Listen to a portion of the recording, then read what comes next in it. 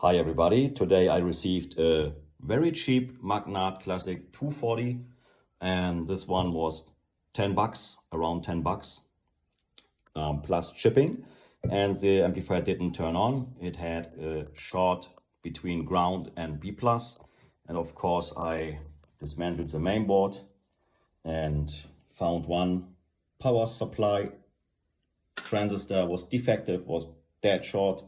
Now I test if the amplifier is turning on, and that's easy. I just have to put this remote into my power supply here, and amplifier is turning on, especially with the FET out of circuit. So I'm going to replace all of them, and then we can expect another amp dyno video